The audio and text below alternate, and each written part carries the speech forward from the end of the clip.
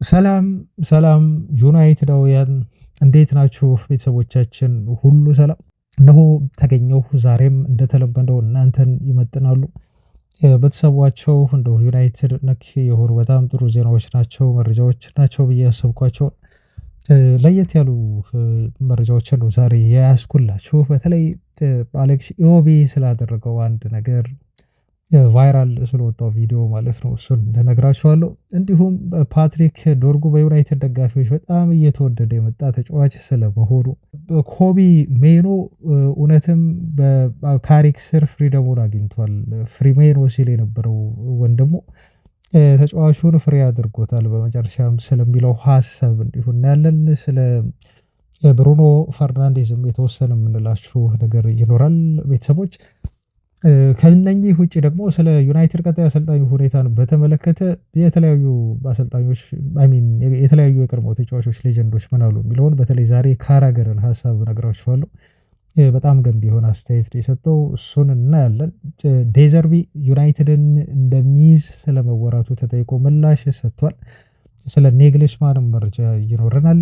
ዝውውርን በተመለከተም እንዲሁ አሉን ዜናዎች። ዴቪስን የተመለከተ፣ ሳዲክን የተመለከተ፣ እንዲሁም ዳይሞንድን የተመለከተ እንዲሁም ሌሎች ታዳጊ ተጫዋቾች ወደ ዩናይትድ ይመጣሉ ስለመባሉ መረጃዎች ተይዘዋል። ቤተሰቦች ትላንት 600 እና ከዛ በላይ ላይክ ሰጥታችሁኛል። ሁሌም ስጠይቃችሁ አታሳፍሩኝም፣ አመሰግናለሁ። ፋሚሊዎች ዛሬም ቪዲዮውን በላይክ ጀምሩት። አብራችሁ ይሁኑ። መልካም ቆይታ። ከማንቸስተር ደርቢው ጨዋታ በኋላ ብዙ ነገሮችን እንግዲህ ሰምተናል እስካሁን ድረስ።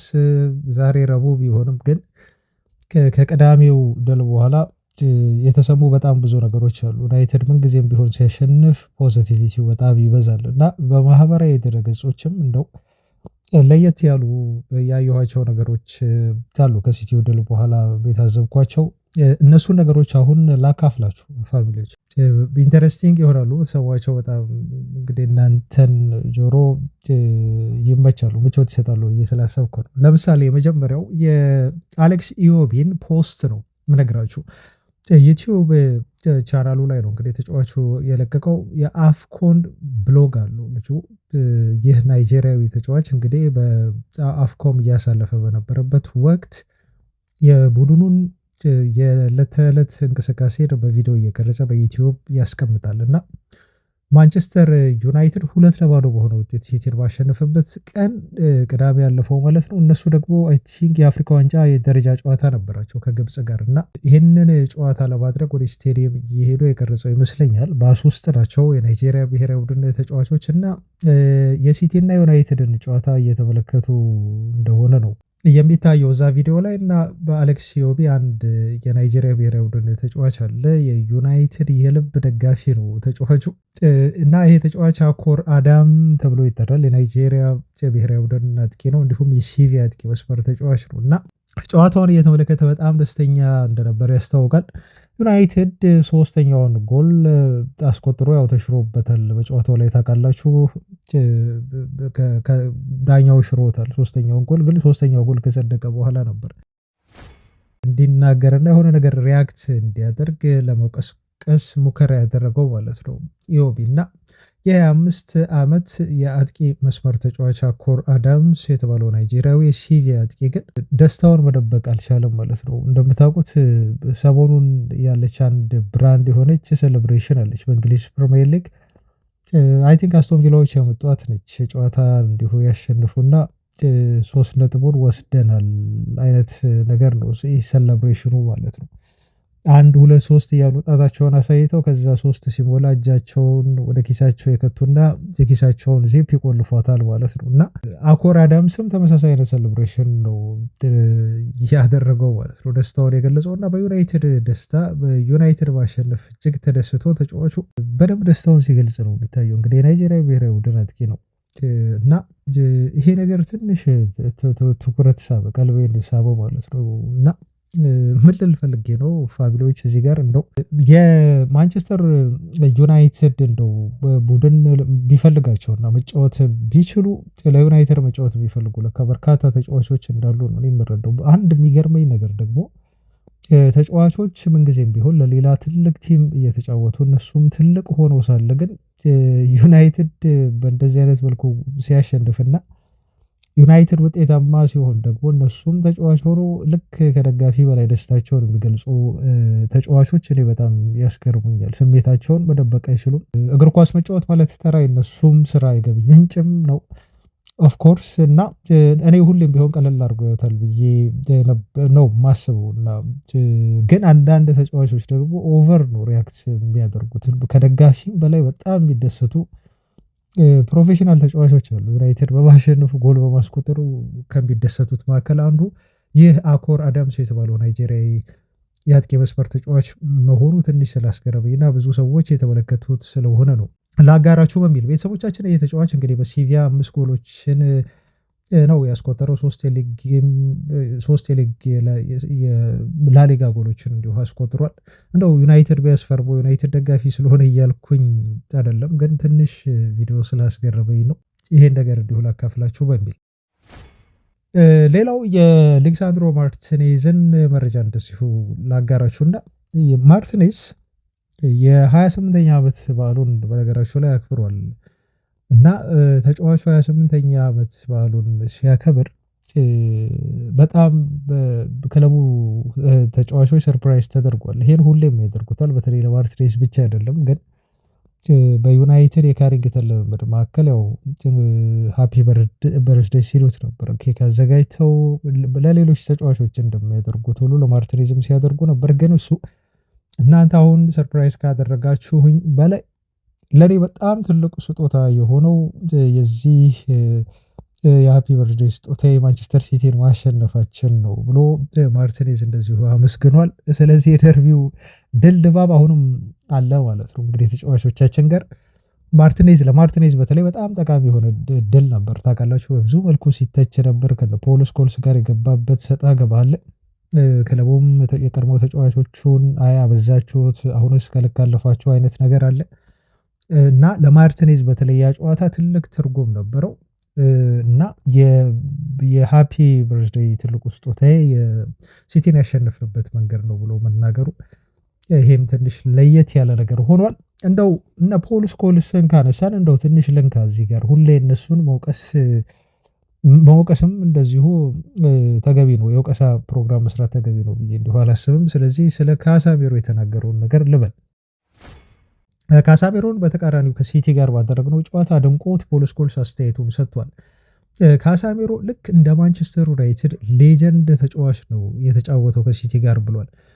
በጣም የሚያስገርመው ነገር አለ። ፖል ስኮልስ ልክ እንደ ፈርጊ ኤሪያ ዘመን እንደነበርነው ተጫዋቾች ነው ሲጫወት የነበረው በደርቢው ጨዋታ ብሏል። ሲገባቸው የነበሩ ታክሎች በጣም ንጹህ ነበሩ። ምንም ፋውል የማያሰጡ በጣም ክሊር የሆኑ ክሊራንሶችን ሲያደርግ ነበር። ታይሙን የጠበቀ አወራረድ ነበር የሚወርደው ብሏል። የነበረው ኢነርጂ ፍጹም ከማንም ጋር የማታወዳድሩት ነበረ ሲል ያደነቀው።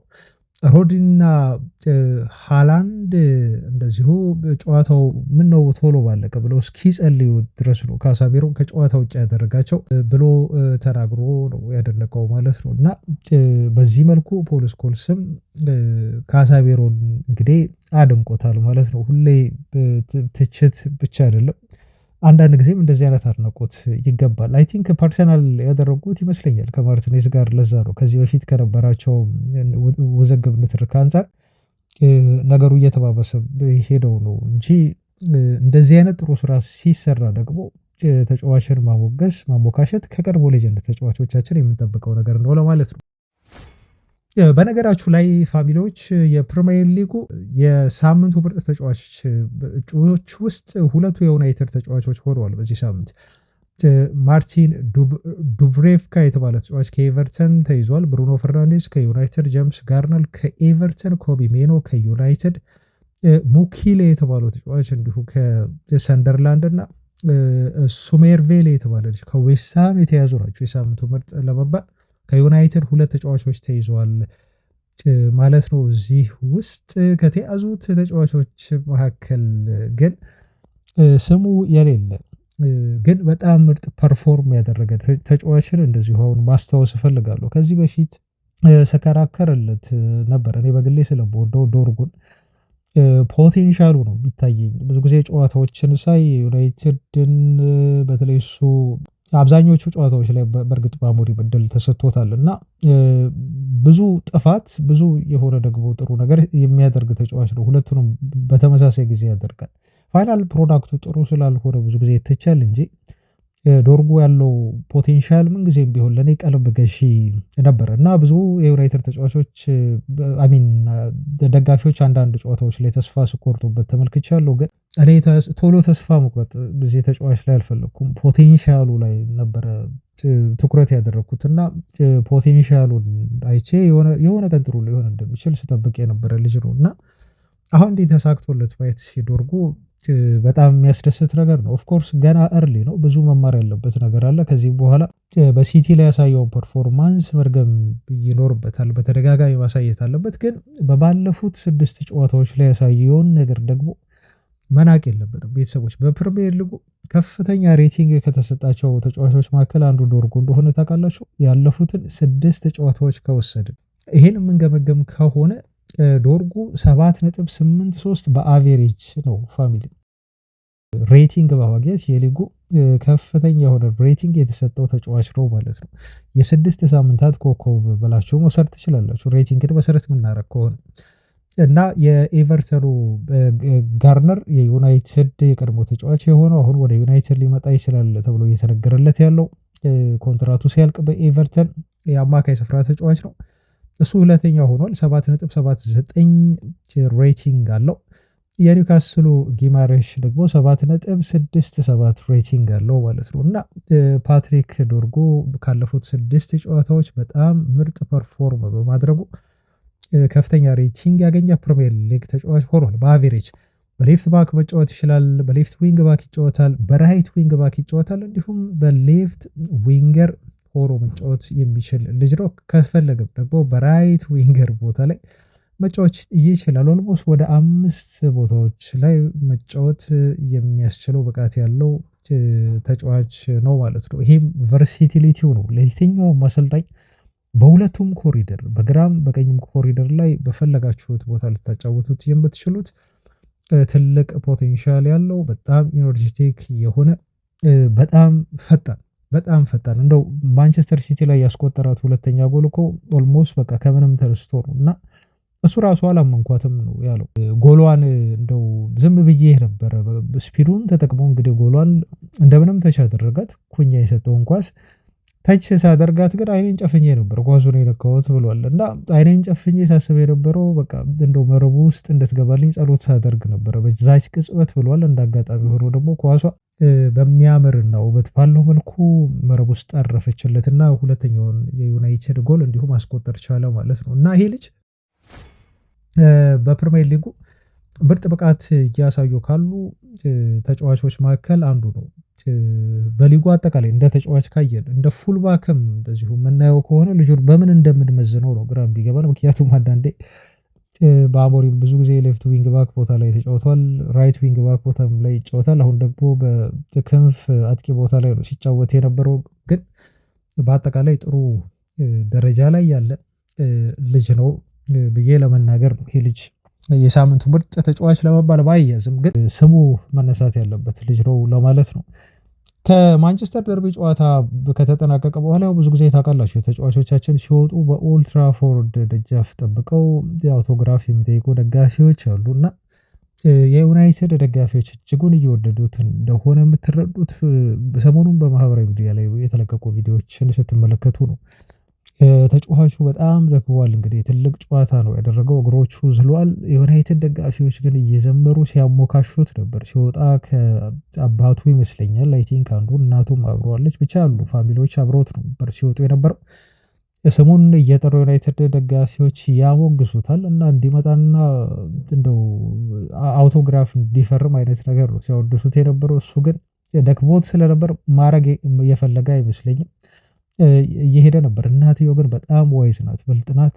ሂድና ፈርምላቸው ብላ እናትየው ትነግረዋለች። ከዛ መጥቶ ያን አውቶግራፍ እንዲሁ ለደጋፊዎች ይፈርማል ማለት ነው እና ይሄን ሞመንት ማየት ለእኔ በጣም የሚያስደስት ነገር ነው። ልጁን ፖቴንሻል እንዲሁ ስለማውቀው አሁን ዩናይትድ ደጋፊዎችን በደንብ ሪኮግናይዝ እያደረጉት ያለ ተጫዋች ነው። እንደው የሊቼው ፕሬዚዳንት በራሱ ከዚህ በፊት ዩናይትድ 30 ምናምን ሚሊዮን ዩሮ ሲያቀርብልን ደንግጠን ነበር። ይሄን ሁሉ ገንዘብ ዩናይትድ ሲያቀርብ 2 ጊዜ አላሰብንም ያሉትን ወደፊት የሚጸጸቱበትን አስተያየት የሚሰጡ ይመስለኛል። ዶርጉ በደንብ ከዚህ በላይ ይሻሻላል ብዬ ስለምጠብቅ ሌላው ቤተሰቦች የብሩኖ ፈርናንዴዝ የሳምንቱ ምርጥ ለመባል ያው ተይዟል ብያችኋለሁ ቅድም። ከዩናይትድ 2 ተጫዋቾች አንዱ ነው እና የብሩኖ መያዝ ብዙ የሚገርመን አይደለም። ልጁ በጣም የሚያስገርም የሚያስደንቅ ተጫዋች ነው። ተጫዋቹ ኦልሬዲ አሁን የዩናይትድ ሌጀንድ ነው። ይሄ ምንም ጥያቄ የለው።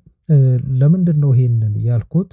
በጎልና በአሲስት ብሩኖ ፈርናንዴዝ የምንለካ ከሆነ እንደው ብዙ ጎል በማስቆጠር ዋይኒ ሩኒ እንላለን። በአሲስትም ግን ከዋይኒ ሩኒ ቀጥሎ በዩናይትድ ታሪክ ብዙ ጎልና አሲስት ያስቆጠረው ሁለቱን ከደመር ብሩኖ ፈርናንዴዝ ነው የሚመጣው ማለት ነው። እና ይሄ ተጫዋች እንግዲህ በዩናይትድ ታሪክ 100 እና ከዛ በላይ ጎልና አሲስት መድረስ የቻለ ተጫዋች ሆኗል ማለት ነው። ጊግስና ሮኒ ነው ይሄንን ማድረግ የቻሉት ከዚህ በፊት 100 ጎልና እንዲሁም 100 አሲስት ማለት ነው። ሁለቱንም በአንድ ላይ 200 ጎል እና አሲስት በማድረግ ሮኒ አለ፣ ጊግስ አለ። አሁን ደግሞ ተቀላቅሏቸዋል ማለት ነው ብሩኖ ፈርናንዴዝ። ይሄንን የሚሰብርበትም እድል ወደፊት ይኖራል ማለት ነው እና በተለይ ወደ 10 ቁጥር ቦታ ላይ ከመጣ በኋላ ብሩኖ ፈርናንዴዝ በደንብ ያለውን ታለንት እየተጠቀመ ራሱን በደንብ እያሳየ ተጫዋቾቹንም እየተጠቀመ ቡድኑን እንዲያሸንፍ የማድረግ እምቅ ችሎታውን በደንብ እየተጠቀመበት ያለ ተጫዋች ነው ማለት ነው። ለዛ ነው በቅርቡ ቴሪ ዳንኤል ፎነሪ የሰራውን አንድ ትንተና ስመለከት ነበር እና ብሩኖ ፈርናንዴዝ ኳስ እኮ አይጫወትም ማለት እሱ ኳሷን ያስባታል ሲል ነው እንዲሁ እየተናገረው። በቃ ኳሷን አይጫወትም እሱ እኮ ኳስ አይጫወትም፣ ግን ኳሷን በደንብ አድርጎ ነው የሚያስባት እና እንደዚህ አይነት ተጫዋች ነው ሲል ነው ያደነቀው። የቀድሞ አርሰናል ሌጀንድ ተጫዋች ቴሪ ሆነሪ ብሩኖ ፈርናንዴዝ በደርቢ ጨዋታ በተለይ ለብሪያን ምቦሞ የሰጠውን አሲስት መሰረት በማድረግ ነው በደንብ በቪዲዮ የተደገፈ ትንተና ሲሰጥ የነበረው እና እሱ እግር ኳስን እየተጫወተ አይደለም ነው ያለው ሄነሪ። እሱ ኳሷን እያሰባት ነው የሚገኘው። ቲንኪንግ ኦፍ ዘ ቦል እያለ ነው እሱ የሚገልጸው። እንግዲህ ቀድሞ በቃ ምን ማድረግ እንዳለበት አስቀድሞ በጣም አርቆ ነው የሚያስበው። ኳስ ኢቨን እግሩ ላይ ከመድረሱ በፊት አስቀድሞ ነው የሚያስባት ነው እሱ የሚለው አገላለጹ። እና ለብሪያን ምቦሞ የሰጠው አሲስት አሁን ሰዎች በጣም ቀላል አሲስት አድርገው ይወስዱታል፣ ግን የብሩኖ ፈርናንዴዝ የተለየ የላቀ ደረጃ መድረሱን የምታመላክት አሲስት ነች። ኳስ ለማቀበል ብቻ ዝም ብሎ ብሩኖ አያቀብልም፣ ቀድሞ ያስባል። በጣም ብልህ ነው አውቃለሁ። ሰዎች ይህንን አሲስት በጣም ቀላል ነው ይሉት ይሆናል፣ ግን በፍጹም ቀላል የሆነ አሲስት አይደለም ሲል ነበር በዚህ መልኩ ያደነቀው ማለት ነው። እንግዲህ ብሩኖን እኔ እንደውም ተጫዋቾች የተረዱት አይመስለኝም። እውነቴን ነው ብላችሁ የዩናይትድ አንዳንድ ተጫዋቾች በተለይ የአጥቂ ተጫዋቾች ለምሳሌ ቤንጃሚን ሼሽኮ ፕላስ ራሱ ቅድም ያልኳችሁ ዶርጉን ጨምሮ ብሪያን ምቦሞን ጨምሮ አማድ ዲያሎን ጨምሮ ብሩኖን በደንብ ማጥናት አለባቸው። ለብቻ ልክ እንደ አንድ ልምምድ እንደ ትሬኒንግ ሴሽን ውሰዱት። እንደ ዋና የልምምድ ሴሽን ባልለውም ግን ይሄ ተጨማሪ እገዛ የሚፈልግ በተለይ ከፊልድ ውጭ ያለ ልምምድን በተመለከተ የዩናይትድ አጥቂዎች በተለይ ሼሽኮ እንዲሁም ብሪያን ምቦሞ ቁጭ ብለው አማድም ቢሆን ቁጭ ብለው ብሩኖ ፈርናንዴዝ ኳስ ሲይዝ ምን እያሰበ ነው፣ ወይንም ደግሞ ብሩኖ ፈርናንዴዝ ኳሱ እግሩ ላይ ከመድረሱ በፊት ወይ ደግሞ ኳስ እግሩ ላይ ሳለች ምን ሊያስብ ይችላል ብለው በጣም መመራመርና አይምሯቸውን ዝግጁ ሬዲ ማድረግ ቢችሉ በጣም በርካታ ጎሎችን ያስቆጥራሉ፣ ተጠቃሚ ነው የሚሆኑት። ይሄን ብዙ ጊዜ ሜዳ ላይ ሲበሳጭ አንዳንድ ጨዋታዎች ላይ እንዲሁም መለከታሉ። ምክንያቱም ተጫዋቾቹ ብሩኖ ፈርናንዴዝ ማይንድን ሪድ አላደረጉትም፣ አላነበቡትም። እሱ ከእነሱ ቀድሞ ሌላ ታሪክ ሌላ ዓለም ውስጥ ነው ያለው። በየትኛውም ሰዓት ብሩኖ ፈርናንዴዝ ኳሱ ገና ሳይደርስ የቡድን አጋሮቹ ኳሱን እንደሚሰጡት ስለሚያውቅ አስቀድሞ ነው ስካን የሚያደርገው። ገና ኳሱ እግሩ ላይ ሳይደርስ ኳስ ሳይለቀቅለት እሱ አስቀድሞ ዙሪያውን ስካን ያደርጋል። መቼ የቱ ጋር ኳስ ማቀበል እንዳለበት፣ በየትኛው መንገድ መስጠት እንዳለበት ብሩኖ ፈርናንዴዝ ጨርሶ ነው ኳስ የሚቀበለው እንጂ ከተቀበለ በኋላ አይደለም ኳስ ለመጣል ጥረት የሚያደርገው ማለት ነው። እናንተ ራን አድርጉለት ወይ በስሩ ፓስ ሊሆን ይችላል ወይ እንዲህ ምንድነው በጥፊ በሚመቱ ኳሶች ሊሆን ይችላል። በእግር የፊተኛው ክፍል ማለቴ ነው ቤተሰቦቻችን ወይ መሬት ለመሬት እንደው በውስጥ የሚላኩ ኳሶች ሊሆን ይችላል። ኢን ኤኒ ዌይ ብሩኖ ፈርናንዴስ መንገድ አያጣም። እናንተ ብቻ እሱን አንብቡት። ዌቫችሁ ሞገዳችሁ ተመሳሳይ የሆነ ዌቭ ላይ ሆኑ እንጂ ብሩኖ ፈርናንዴዝ ኤኒታይም አሲስት ያደርጋል። አስገራሚ አሲስቶችን ያደርጋል እና እኔ ለዛ ነው ብዙ ቪዲዮዎችን የብሩኖ ፈርናንዴዝን እንዲሁ ቢመለከቱና ተጫዋቹ በራሱ ምን እንደሚያስብ ሜዳ ውስጥ ሆኖ ቢነግራቸው ብዙ ተጠቃሚ ይሆናሉ ብዬ በግሌ የማስበው ሊያስረዳቸው ይሞክራል። ኦፍኮርስ ሜዳ ላይ ግን ይበልጥ ደግሞ ቢረዱት ብዙ ነገሮችን ሊያደርግላቸው ይችላል። ይሄን ደግሞ አሁን እየተረዱት እንደሚመጡ ነው እኔ ተስፋ የማደርገው እና ብሩኖ ፈርናንዴዝ በጣም ወሳኝ ተጫዋች ነው። አሁን ይሄንን ወሳኝነቱን ይቀጥላል ወደ ቀድሞ ቦታው በመመለሱ ምክንያት ብዬ ነው እኔ በግሌ የምወስደው። ቀጥለናል ቤተሰቦች፣ አሁንም መረጃዎቻችን አልተነኩም።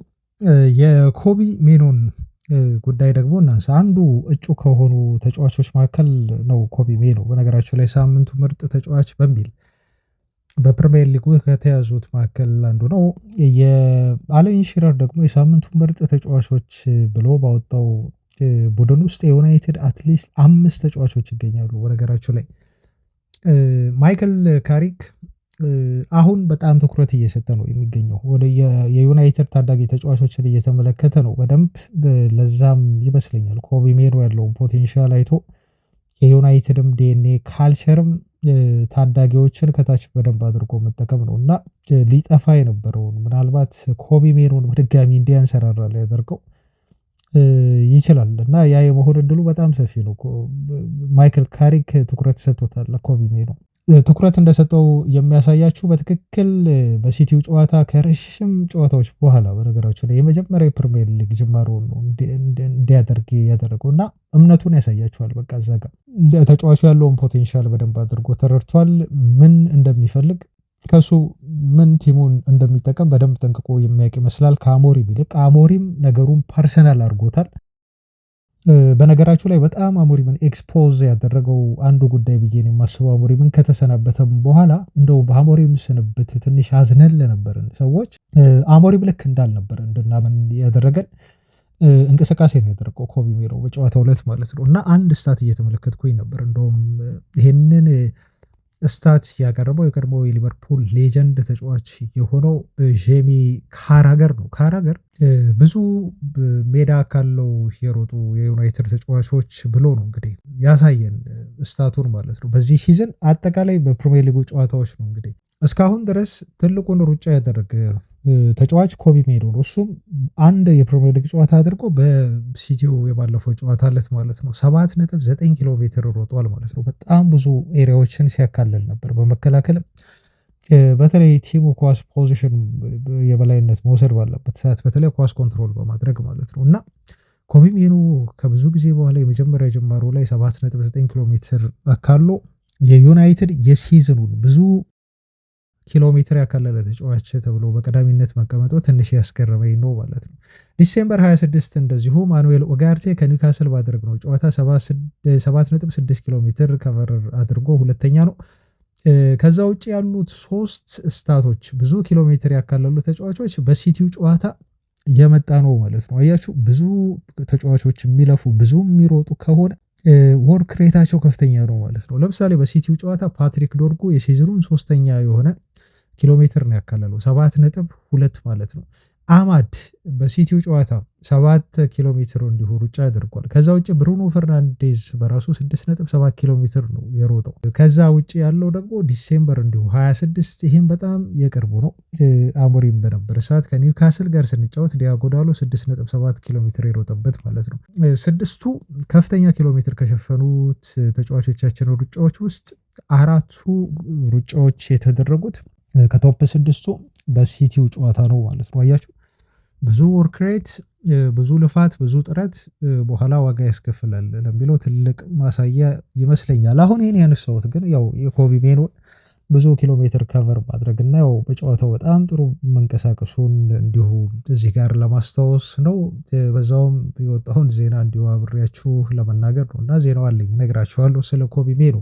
ትልቁ ነገር ግን አሁን ማይክል ካሪክ በዚህ ተጫዋችነት መጣሉ ልጁም ቢሆን ከክለቡ ለመልቀቅ ያለው ሀሳብ እርግፍ አድርጎ መተው እና አሁን በዚህ እንቅስቃሴው እንደው የሚቀጥል ከሆነ አሁን መቸኮል አያስፈልግም። በእርግጥ ቤተሰቦች እኔም ቢሆን የተለየ እንደው በአንድ ጨዋታ ኮቢ ሜኖ ጥሩ ሆኗል ሲቲ ላይ ብዬ ብለን ወይ ልጁን ደግሞ በጣም ቅጥ ያጣ የሆነ ኤግዛጀሬት የሆነ አይነት ማሞካሸት ነገር ውስጥ አንገባም። አንድ 5-6 ጨዋታ ማየት ይኖርብናል። ተጫዋቾች በየትኛውም የሲዝኑ ክፍልና በሁሉም ጨዋታዎች ላይ መቼስ በተመሳሳይ አቋም ይጫወታሉ ማለት አይደለም። ግን ደግሞ ያስታውቃል ከ5-6 ጨዋታዎች በኋላ በእርግጥ ስለዚህ ልጅ ሩበን አሞሪም ተሳስቶ ነበር ብለን ደምድመን ለመናገር እና ልጁ በየጨዋታዎች ላይ ቋሚ ሆኖ መሰለፍ አለበት ብሎ ለመከላከል ጥቂት ጨዋታዎችን መጠበቅ ይኖርብናል። እንደ አንድ ጨዋታ ግን በጣም ፐርፌክት የሆነ ጨዋታ ነው ያደረገው ልጁ ማለት ነው እና አሁን ፍሪ የሆነ ይመስላል። አሞሪም ሊያጠፋው ነበር፣ አሁን ተርፏል ተጫዋቹ። እድሜ ለቀድሞ የዩናይትድ ሌጀንድ ተጫዋች ማይክል ካሪክ ይግባና ትላንት በነገራችሁ ላይ ማይክል ካሪክ የዩናይትድ ታዳጊ ተጫዋቾች የፕሪሚየር ሊግ ኢንተርናሽናል ካፕ የሚባል ውድድር አለ።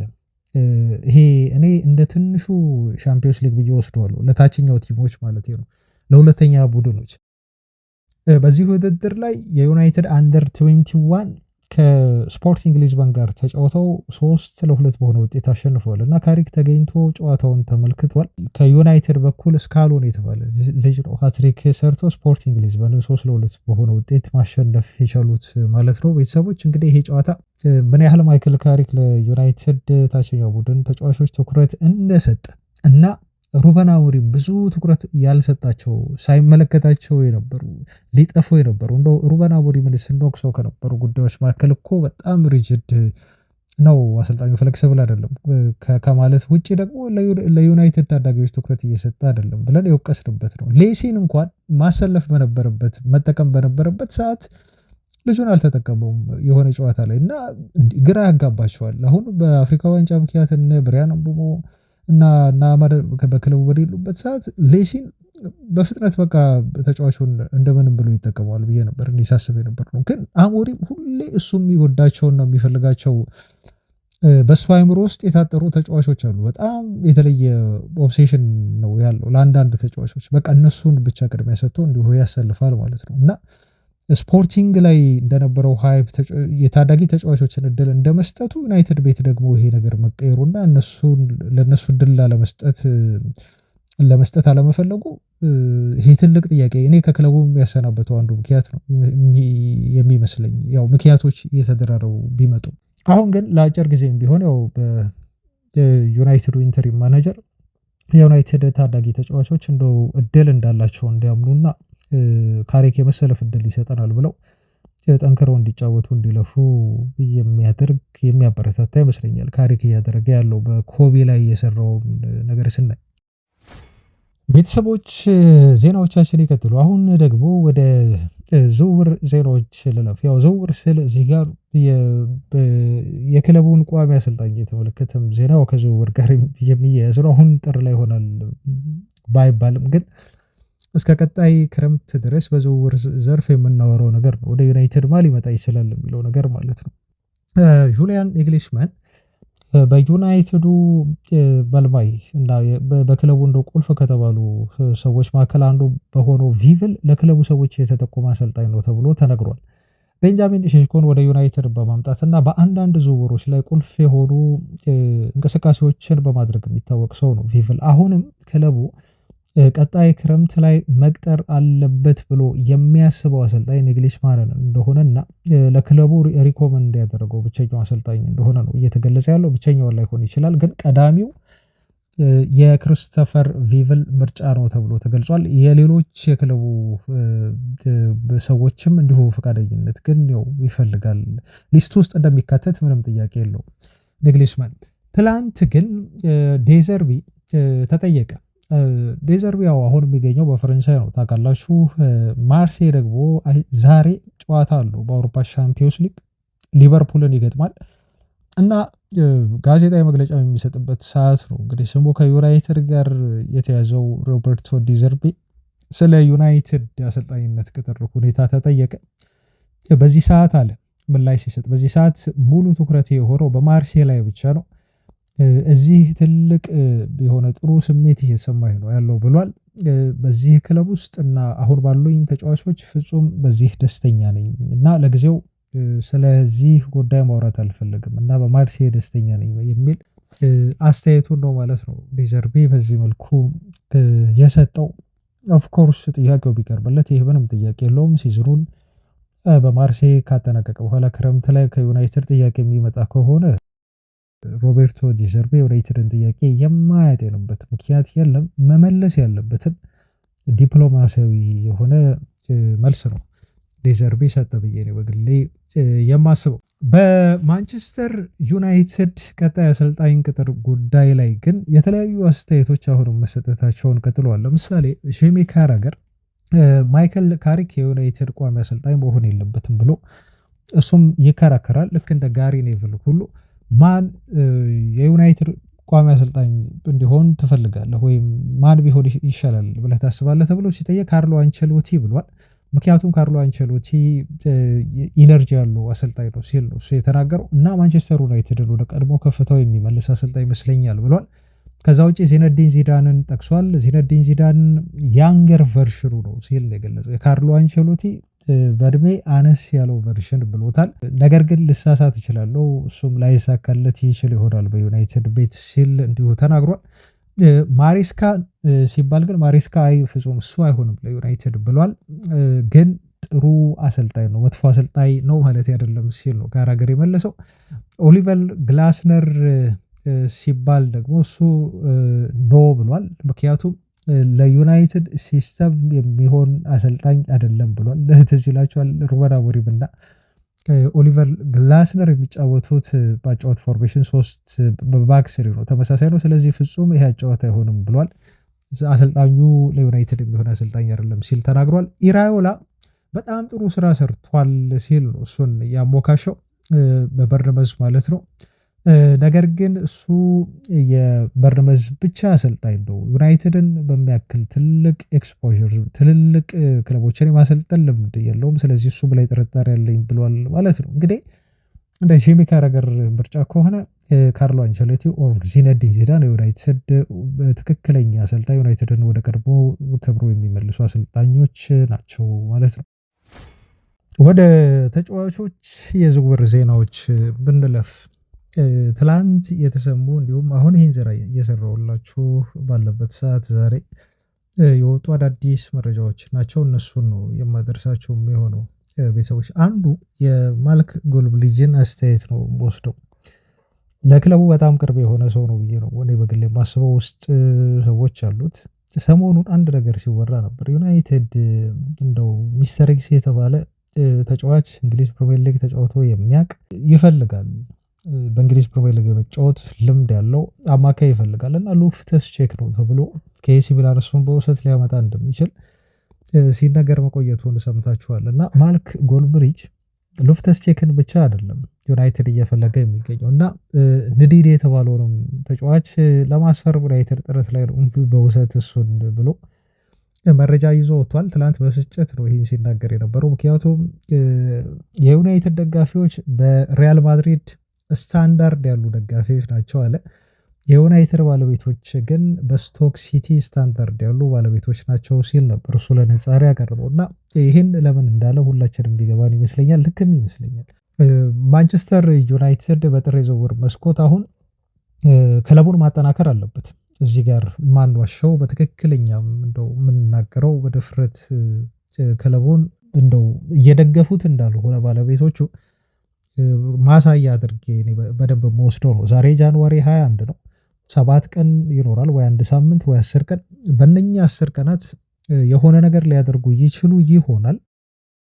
ግን ቲሙ በአውሮፓ ሻምፒዮንስ ሊግ ተሳታፊ እንዲሆን ከተፈለገ ኢንትሪም የሆነው አሰልጣኝ ማይክል ካሪክ ቡድኑን ወደ አውሮፓ ሻምፒዮንስ ሊግ ማሳተፍ የሚያስችለውን ደረጃ ይዞ እንዲያጠናቀቅ ከተፈለገ ዩናይትድ ክፍተት የሌለው ቡድን ሆኖ ነው ወይ ተረጋግተው የክለቡ ባለቤቶች አሰልጣኞች ቁጭ ብለው የሚመለከቱት? የፈለገ ኢንትሪም ቢሆን ማንቸስተር ዩናይትድ የተወሰኑ ቦታዎች ላይ ተጫዋቾችን አምጥቶ አስፈርሞለት ክለቡ በአውሮፓ ቻምፒዮንስ ሊግ ተሳትፎ አግኝቶ ቢያጠናቀቅ ጥቅሙ ለክለቡ ነው፣ ለነሱም ነው ማለት ነው። ምክንያቱም ዩናይትድ አውቶማቲካሊ የ100 ሚሊዮን ፓውንድ እና ከዛ በላይ ገቢ ባለቤት ነው የሚሆነው ቀጣይ ሲዝን ማለት ነው። በቃ ሲምፕሊ ያ ነው ፎርሙላው። ኢቨን አሁን 50 አውጥቶ እንኳን ቡድኑ ተጠናክሮ እንደው በውሰትም ይሁን በግዥም ይሁን ኔቬስን ማምጣት አሁን ይችላሉ በ25 ሌላም አማካይ ሲፈልጉ እንዲሁ መጨመር ወይ የአጥቂ ባህር ያለውን ተጫዋች እንደዚሁ መጨመር ይችላሉ። 50 ሚሊዮን ፓውንድ እንዲሁ ከፍለው ሁለት ተጫዋች ማምጣት ይችላሉ። እና ቡድኑ 50 አውጥቶ ዘላቂ ሆነ ኔቬስን እንዲሁ 2-3 ዓመት የሚያገለግል አማካይ ቢያስፈርምበት እና ቡድኑ አውሮፓ ቻምፒዮንስ ሊግ ቢገባበት ቀጣይ ሲዝን እንደው 100 ሚሊዮን ፓውንድ መነሻ ሆነ እንጂ ገቢው በጣም ብዙ ነው። ወደው ሊያገኙት የሚችሉት ገቢ ነው። ግን አሁን ገና ስብሰባው አልተደረገም። እስካሁን መረጃ አልወጣም። ይሰበሰባሉ፣ ይነጋገራሉ ተብሎ ነው የሚገኘው። ማርክ ጎልብሪጅም ያለው ምንድነው ክለቡ በቃ በጣም ግዙፍ ሀብት ብቻ ነው፣ ግን የሚያናግራቸውን ተጫዋቾች እንኳን እንመልከት እኮ ነው። እነ ሎፍተስ ቼክን ያውም በውሰት አያቸው እዛ ጋር ኮነር ጋላገር እንዲሁ አስመልጠን ማለት ነው። ወይም ደግሞ እዚህ ጋር ዲዲዲን የመሰለ ተጫዋች በውሰት እየተባለ እየተወራ ነው የሚገኘው ማለት ነው። ይሄ ክለብ እንግዲህ ዲስክሬስ ነው። ለትርፍ እንደገዙት የክለቡ ሰዎች ራትክሊፍም ቢሆኑ አሁን ዋነኛ ዓላማቸው እንደው ብዙ አምቢሽን ቢኖራቸው ስቴዲየም ምናምን ብዙ ነገር ቢያወሩም ግን ትልቁ የአንድ ባለሀብት ክለብ የመግዛት ትልቁ ምክንያት ምንም ሌላ ጥያቄ የለውም። በቃ ማትረፍ መቻል ነው። ክለቡን በየትኛውም መንገድ እንዲያተርፍ ማድረግ ነው። ከስሮ ቲሙ ግን ይሻሻል ብሎ ነገር የለም እና ያን እያደረጉ እንደሆነ የዩናይትድ ስታንዳርድ ምን ያህል እየወረደ እንደሆነ ነው የሚያሳያቸው ብሎ ነው በንዴት እሱ እንግዲህ እንደዚህ የተናገረው እና እኔም በደንብ የምጋራው ክለቡ እየሄደበት ያለው አካሄድ ትክክል ያልሆነ ነው። አላቅም በቀጣዮቹ ቀናት ምን ሊያደርጉ እንደሚችሉ። በእርግጥ አሰልጣኝ ስለተቀየረ አሁን የዝውውር ስትራቴጂ መቀየር ሊኖር ይችላል። ግን የትኛውም አሰልጣኝ ይምጣ የትኛውም አሰልጣኝ ይሄድ ዩናይትድ ያለበት ደግሞ ቤዚክ የሆነ ድክመት አለ። ያን ድክመት መሸፈን አልቻሉም። አሁን ዩናይትድ እንደዚህ ሆኖ በአንዳንድ ጨዋታዎች ላይ እንደው ያደርግና ዩናይትድ ተጫዋቾች ቢጎዱበት ለምሳሌ አማካይ ክፍል ላይ ቢጋለጥ ዩናይትድ በቃ ሲዝኑን አበላሸ ማለት ነው። አያችሁ የአውሮፓ ቻምፒዮንስ ሊግ ተሳትፎን አቶ ሊቀመጥ ይችላል ቲሙ። ያኔ ደግሞ መቆጨት ነው ማለት ነው። ለምን ጥር ላይ አላስፈረምንም ቦታውን አልደፈንም ብሎ መጸጸት ሊመጣ ይችላል እና ይሄ ነገር በጣም ትኩረት ሊሰጠው የሚገባ የክለቡን ባለቤቶች የሚያስወቅስ ነገር ይመስለኛል።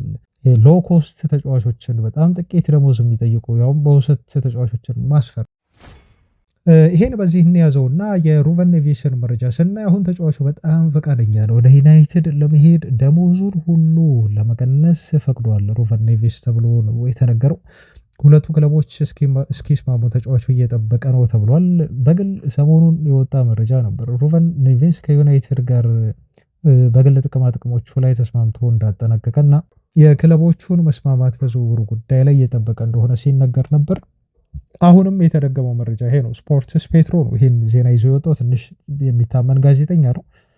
ነገሩ ፈር እየያዘ ምናልባት ብሩኖ ኔቬስ ወደ ዩናይትድ ሊመጣ የሚችልበት እድል እንዳለ ያመላከተ መረጃ አድርጋችሁ ልትወስዱት ትችላላችሁ። ተጫዋቹ 350,000 ፓውንድ እያገኘ እዛ ይሄን አልፈልግም ደሞዜን ሁሉ ቀንሳለሁ ብሎ ወደ ዩናይትድ ለመምጣት ፍላጎት ማሳየቱ ትልቅ ዜና ይመስለኛል። አሁን ክለቡ በዚህ ሳምንት የሚያደርገው ውሳኔ ነው የሚጠበቀው። አይ ቲንክ ምን እንደሚወስኑ በኔቬስ ዝውውር ዙሪያ እንመለከታለን። ሰንደርላንዶች በበኩላቸው በዩናይትድ የሚፈልገውን ኖህ ሳዲክን በተመለከተ ከውሳኔ ላይ ደርሰዋል ተብሏል። እነሱ የወሰኑት ደግሞ ተጫዋቹን በዚህ የዝውውር መስኮት ላለመስጠት ነው ተብሏል። እንግዲህ በልውውጥም ይሆን ዩናይትድ እንዳሰበው ኡጋርቴን ሰጥቶ ይሄን ተጫዋች ማስፈረም ይፈልጋል ወይም ደግሞ በሽያጭም ይሆን ለብቻ ተጫዋቹን ግን ማጣት አይፈልጉም ተብሎ ነው የተገለጸው። ቢያንስ እስከ ክረምት ወይ እስከዚህ ሲዝን መጠናቀቅ ድረስ ይህ ዲሞክራቲክ ሪፐብሊክ ኦፍ ኮንጎ አማካይ ስፍራ ተጫዋች የሆነው በማንቸስተር ዩናይትድ ተፈልጓል። ሰንደርላንዶች 15 ሚሊዮን ፓውንድ ነው ከፍለው ልጁን ያስፈረሙት። አሁን ግን ምናልባት ከዚህ 3-4 እጥፍ ሊጠይቁ ይችላሉ ተጫዋቹን ለመሸጥ ተብሎ ተነግሯል። ዩናይትድ ለዛ ነው ኡጋርቴን ሰጥተው የመሸጫ ዋጋውን አለሳልሰው ለማምጣት ጥረት እያደረጉ ያሉት፣ ግን ምንም አይነት መንገድ እንደሌለ በሰንደርላንድ ተነግሯቸዋል ብሎናል ሰን ስፖርት። የፒኤስዤ ሰዎች በዳሜንዴ ዝውውር ላይ ጣልቃ ገብተዋል ይላል የፋብሪሲዮ ሮማኖ ሪፖርት። የ19 ዓመቱን የአይቨሪ ኮስት የግራ ክንፍ መስመር ተጫዋች ለማስፈረም የሚደረገው ፉክክር አሁንም በአውሮፓ ትላልቅ ክለቦች እንደቀጠለ ነው። ዩናይትድ ዋነኛ ፈላጊው የነበረ ክለብ ነበር። አሁን ግን የዚህ ተጫዋች ፈላጊ ክለቦች እየተበራከቱ መጥተዋል። ከእንግሊዝ ቶተንሃም እንዳለ ነው። ሊቨርፑልም አይኑን ጥሎበታል ተብሎ ተገልጾ ነበር። ግን የፈረንሳዩ ክለብ ፒኤስጂ ደግሞ የተጫዋቹ ፈላጊ መሆኑ መነገሩ በተለይ በፋብሪሲዮ ሮማኖ መረጋገጡ ለዩናይትድ ሌላ ትልቅ ስጋት የሆነ ይመስለኛል። ምክንያቱም ላይፕዚሾች ለዚህ ተጫዋች ዝውውር የሚፈልጉትን የመሸጫ ዋጋ ከፍ እንዲያደርጉ ፒኤስጂም እንደው ተጫዋቹን ከዩናይትድ ጋር ተፎካክሮ ለመውሰድ በጨረታ ከፍተኛ ገንዘብ ሊያቀርብ የሚችልበት እድል አለና የዚህ ተጫዋች ዝውውር አሁን ይበልጥ በጃንዋሪ እንደማይሆን ላይፕዚሾች በክረምት የዝውውር መስኮት እስኪጠናቀቅና እስኪከፈት ድረስ እንደሚጠብቁና ያላቸውን አድቫንቴጅ በተለይ የትላልቅ አውሮፓ ክለቦች የሚገቡ ከሆነ ከፍ አድርገው ተጫዋቹን በጥሩ ገንዘብ የመሸጥ እቅድ እንዳላቸው ነው ቀጣይ ክረምት ላይ የተገለጸው። ስለዚህ ይህ ልጅ የዩናይትድ አመራሮች አሁንም ላይፕዚሾች በሚያደርጉት ጨዋታ ላይ ወኪል መልማዮቻቸውን ልከው እየተመለከቱት ቢሆንም ግን በጥር የዝውውር መስኮት ተጫዋቹን የማስፈረም እድል እንደሌላቸው ነው የተነገረው ማለት ነው። በታዳጊዎች ዜና ይሳ አልኦዋ የተባለ አንድ ተጫዋች አለ። ይህን ታዳጊ ለማስፈረም ዩናይትዶች ጨረታ ውስጥ ገብተዋል። ይህን ልጅ ለማስፈረም ከሚጫረቷቸው ክለቦች መካከል ቼልሲ፣ ሊቨርፑል፣ አርሰናልን ጨምሮ ትልልቆቹ የእንግሊዝ ፕሪሚየር ሊግ ክለቦች ይፈልጋሉ ነው የተባለው። ዩናይትዶች ይህን ልጅ ማስፈረም የሚፈልጉ ከሆነ 5 ሚሊዮን ፓውንድ መክፈል እንዳለባቸውም እንዲሁ ተነግሯል። ለሼፊልድ ዌንስዴይ ነው እንግዲህ እየተጫወተ ያለው። ገና 17 ዓመቱ ነው። የሚገርመው ግን ትልቅ ተሰጥኦ እንዳለው ተጫዋቹን የተመለከቱ ይመሰክሩለታል። የሌፍት ባክ ተጫዋች ነው። ግራ ተመላላሽ ቦታ ላይ የሚጫወት ነው እና ይሳ አልኦዋ በማንቸስተር ዩናይትድ እንግዲህ የካሳ ክፍያ የሚባል ነገር አለ። ለምሳሌ ዩናይትድ አሁን ያለውን ሄቨንን ተከላካዩን ሲያመጣ ለአርሰናል ካሳ ክፍያ ብሎ ነው 1 ሚሊዮን ፓውንድ አካባቢ የከፈለው። ለዚህ ተጫዋች የካሳ ክፍያ እንደው ያሳደጋችሁበት በሚል 400,000 ፓውንድ አካባቢ ነው አቀረበላቸው ለሼፊልድ ዩናይትዶች፣ ለሼፊልድ ዌንስዴዎች ተብሎ የተነገረው። ግን ሼፊልድ ዌንስዴዎች ወዲያው ውድቅ አድርገው እስከ 5 ሚሊዮን ፓውንድ እንፈልጋለን ብለዋል። እንግዲህ ብዙም ፕሮፌሽናል ኮንትራት ለሌለው ታዳጊ ተጫዋች ይህን ያህል ገንዘብ አይከፈልም። ሼፊልዶች ግን ልጁ ያለውን ታለንት እና የፈላጊ ክለቦችን በብዛት አይተው ነው እንግዲህ ትልቅ ሂሳብ ከዩናይትድ ጠየቁ የተባለው እና የዩናይትድ ፍላጎት አሁንም እንደቀጠለ ነው። ልጁን ለማስፈረም ጥረት እያደረጉ ነው። ብዙ ጨረታዎች አሉ። ግን 400,000 ፓውንድ ለሼፊልድ ዌድnesday አቅርበዋል ተብሎ ነው የተነገረው። በሌላ ዜና እንዲሁ ከካርዲፍ ካኪዮ ተብሎ የሚጠራ አንድ ተጫዋች ይፈልጋሉ ተብሏል። ሮማን ካኪዮ ተብሎ ይጠራል። የካርዲፍ ሲቲ 18 ዓመት የቀኝ ስፍራ ተመላላሽ ተጫዋች እንደሆነ ነው የተነገረው። ይህም ተጫዋች ብዙ ፈላጊ ክለቦች አሉት በመላው አውሮፓ ተብሏል። ዩናይትድ፣ ኤሲ ሚላን ከፈላጊዎቹ መካከል ይገኛሉ። ልጁን የማስፈረም ከፍተኛ ፍላጎት ያላቸውም ከፍተኛ ተፎካካሪ ክለቦችም ናቸው ተብሎ ስማቸው ተጠቅሷል። ተጫዋቹን የመሸጥ ምንም አይነት ፍላጎት እንደሌላቸው ካርዲፍ ሲቲዎች ግን ተነግሯል። ምክንያቱም ተጫዋቹ በቅርቡ ነው 18 ዓመት መሙላቱን ተከትሎ አዲስ ኮንትራት በክለቡ የፈረመው። ስለዚህ ካርዲፎች ተጣድፈው መሸጥ አይፈልጉም ብሎናል ዌልስ ኦንላይን የዜና ምንጭ። ቤተሰቦች እነኚህን ይመስላሉ የነበሩን የዝውውር መረጃዎች፣ እንዲሁም የዛሬ ስፖርታዊ ነክ መረጃዎቻችን በዚህ ይጠናቀቃሉ። ነገ ተመልሰን እንገናኛለን አዳዲስ መረጃዎችን ይዘን። አብራችሁኝ ስለነበራችሁ አመሰግናለሁ ቤተሰቦች። ሰላም ሁኑ ባይ